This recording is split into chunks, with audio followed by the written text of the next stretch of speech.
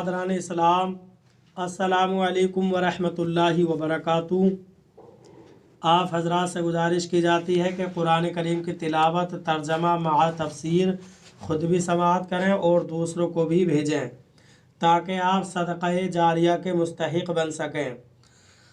اعوذ باللہ من الشیطان الرجیم، بسم اللہ الرحمن الرحیم۔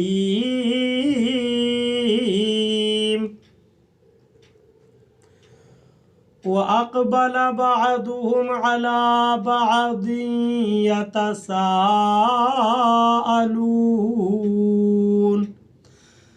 قَالُوا إِنَّا كُنَّا قَبْلُ فِي أَهْلِنَا مُشْفِقِينَ فَمَنَّ اللَّهُ عَلَيْنَا وَوَقَانَا عَذَابَ السَّمُومِ إِنَّا كُنَّا مِن قَبْلُ نَدْعُوهُ إِنَّهُ هُوَ الْبَرُّ الرَّحِيمُ۔ ترجمہ کنز الایمان۔ اللہ کے نام سے شروع جو نہایت مہربان رحم والا۔ اور ان میں ایک نے دوسرے کی طرف منہ کیا، پوچھتے ہوئے بولے، بے شک ہم اس سے پہلے اپنے گھروں میں سہمے ہوئے تھے، تو اللہ نے ہم پر احسان کیا اور ہمیں لو کے عذاب سے بچا لیا۔ بے شک ہم نے اپنی پہلی زندگی میں اس کی عبادت کی تھی، بے شک وہی احسان فرمانے والا مہربان ہے۔ ترجمہ کنز العرفان۔ اور آپس میں سوال کرتے ہوئے ایک دوسرے کی طرف متوجہ ہوں گے، کہیں گے بے شک ہم اس سے پہلے اپنے گھروں میں ڈرنے والے تھے، تو اللہ نے ہم پر احسان کیا اور ہمیں جہنم کی سخت گرم ہوا کے عذاب سے بچا لیا۔ بے شک ہم اس سے پہلے دنیا میں اللہ کی عبادت کرتے تھے، بے شک وہی احسان فرمانے والا مہربان ہے۔ وَأَقْبَلَ بَعْضُهُمْ عَلَى بَعْضٍ، اور آپس میں ایک دوسرے کی طرف متوجہ ہوں گے۔ اس آیت اور اس کے بعد والی 3 آیتوں کا خلاصہ یہ ہے کہ جنت میں جنتی ایک دوسرے سے دریافت کریں گے کہ وہ دنیا میں کس حال میں تھے اور کیا عمل کرتے تھے اور کس بنا پر اللہ تعالیٰ کی طرف سے ان نعمتوں سے سرفراز ہوئے۔ یہ دریافت کرنا اللہ تعالیٰ کی نعمت کا اعتراف کرنے کے لیے ہوگا۔ چنانچہ وہ کہیں گے کہ بے شک ہم جنت میں داخل ہونے سے پہلے اپنے گھروں میں اللہ تعالیٰ کے خوف سے اور اس اندیشے سے سہمے ہوئے تھے کہ نفس و شیطان ایمان میں خلل کا باعث نہ ہو جائیں، اور نیکیوں کو روک لیے جانے اور بدیوں پر گرفت کیے جانے کا بھی اندیشہ تھا، تو اللہ تعالیٰ نے ہم پر رحمت اور مغفرت فرما کر احسان کیا اور ہمیں جہنم کی سخت ہوا کے عذاب سے بچا لیا۔ بے شک ہم دنیا میں اخلاص کے ساتھ صرف اللہ تعالیٰ کی عبادت کرتے تھے اور اسی سے جہنم کے عذاب سے پناہ مانگا کرتے تھے۔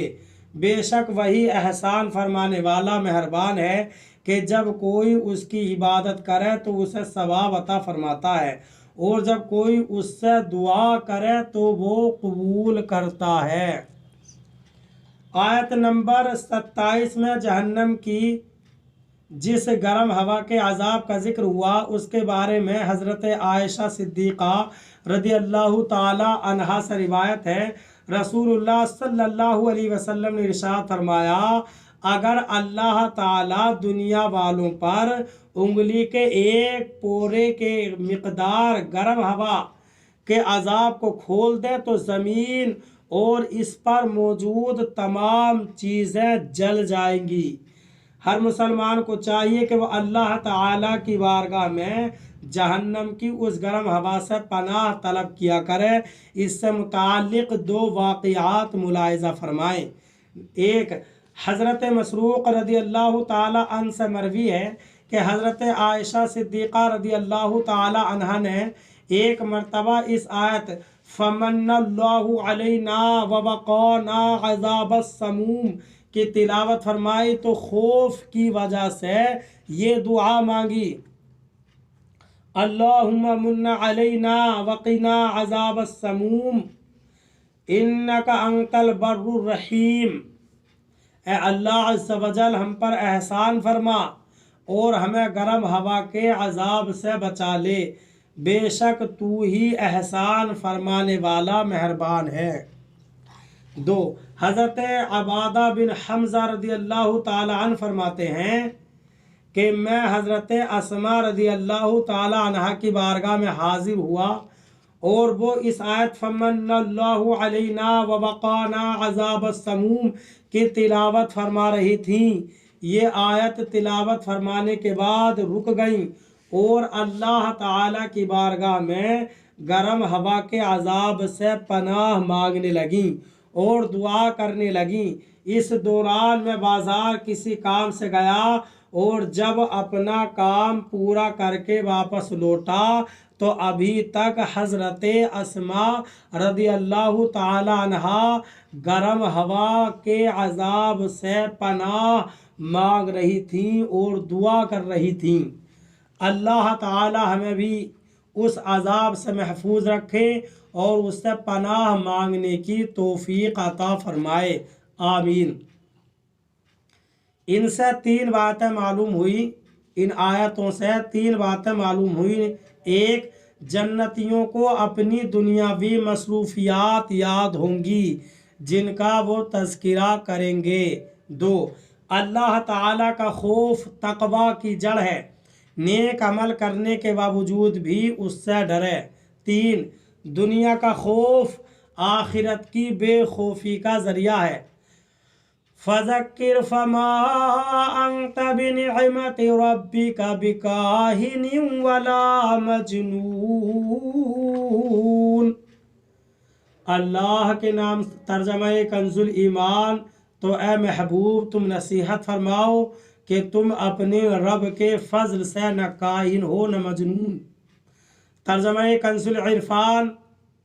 تو اے محبوب تم نصیحت فرماؤ تو تم اپنے رب کے فضل سے نہ کاہن ہو اور نہ ہی مجنون۔ فذکر تو اے محبوب تم نصیحت فرماؤ۔ اس رکوع میں کفار کی طرف سے تاجدار رسالت صلی اللہ علیہ وسلم پر کیے جانے والے اعتراضات اور اللہ تعالیٰ کی طرف سے ان کے جوابات بیان ہوئے۔ ان جوابات کا انداز بیان دیکھ کر اللہ رب العزت کی بارگاہ میں سرکار دو عالم صلی اللہ علیہ وسلم کا مقام و رتبہ اور آپ کی شان ظاہر ہوتی ہے۔ اس آیت میں اللہ تعالیٰ نے ارشاد فرمایا، اے پیارے حبیب صلی اللہ علیہ وسلم آپ لوگوں کو وعظ و نصیحت فرماتے رہیں اور کفار مکہ جو آپ کو کاہن اور مجنون کہتے ہیں اس وجہ سے آپ نصیحت کرنے سے باز نہ رہیں، کیونکہ آپ اپنے رب عز و جل کے فضل سے نہ غیب کی جھوٹی خبریں دینے والے ہیں اور نہ ہی دیوانے ہیں۔